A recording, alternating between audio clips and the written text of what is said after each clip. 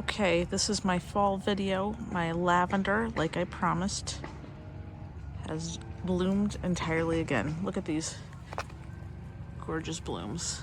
They're still in bloom, but our temperatures, look at those. Just gorgeous.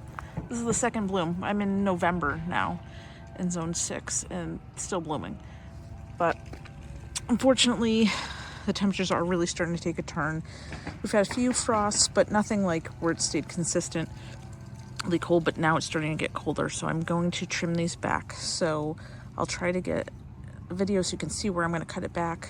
I'm not going to do a really hard prune, but the ones that are really tall and leggy, I'm going to cut that back because the lavender will go dormant in the winter, and I want to make sure that it doesn't break or anything like that when there's heavy winds, ice, and snow. So stay tuned and I will show you how it is done. Okay, so, and I am going to save the lavender itself because it's very fragrant, and dry it. And if you refer back to my other videos, and I'll link it here, you can learn how to dry your lavender. But here, you're kind of looking for where the new growth ends. So see, there's green, and then it kind of starts to get a little bit more woody. So I'm going to cut just right there.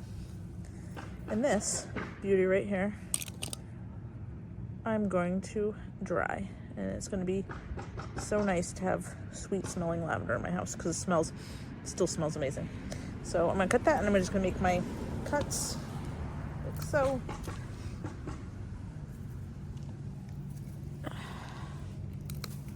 Get it ready for winter. And if I really want to shape it more, I'm going to do that kind of in the spring. But right now, it's just kind of getting those nice flowers, the fragrance, so I can dry them, and kind of getting the plant ready to go into dormancy. So see where I'm cutting? Still has that nice green growth. So that's pretty much what I'm going to do. So that way our lavender is nice and healthy come early spring when it comes back alive from its long winter's nap. So as you can see, I just kind of doing these cuts. I'm going to cut down here. You can kind of see, follow the green where it's really soft, healthy wood, and make that cut. Same here. Follow it down, cut. So I'm going to keep doing that for all my plants, and I will give you a shot of everything when it's shaped up and done. Okay, so here is my shaped up, trimmed up lavender. I took off about this much, so I have a nice amount to dry out and harvest and enjoy. And this is kind of what I left with. I'm not doing any major shaping. That I will do more come spring, but I'm just trying to tighten it up a little bit and, get it ready for dormancy. An important thing I do need to note that I don't think I mentioned before is do not cut more than 1/3 of your plant in its height. So you don't want to do that because that'll cause too much stress on it. So about 1/3. So if I wanted to, I could probably go a little bit more on some of the tops, but I'm going to leave it. I don't want to be too aggressive. These are still kind of young. They've only been here a full year now. So I want them to stay nice and healthy, and I don't want to overstress them. So again, I will show you the next one. Here we go. See, kind of a little unruly, falling over. I'm going to shape that one up, make it a little bit smaller and tidy. Same with these bad boys. And I'll show you the after. Okay, here's my next two and how they shaped up.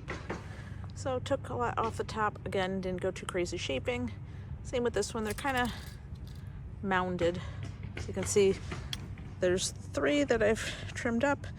Nice and green and healthy. And then we have these bad boys. So these are going to be a little bit more work, but wait till you see the after.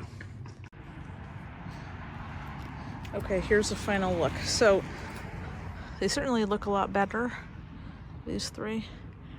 But these 2 here grew like wild. Obviously, these 3 really love their spot the best.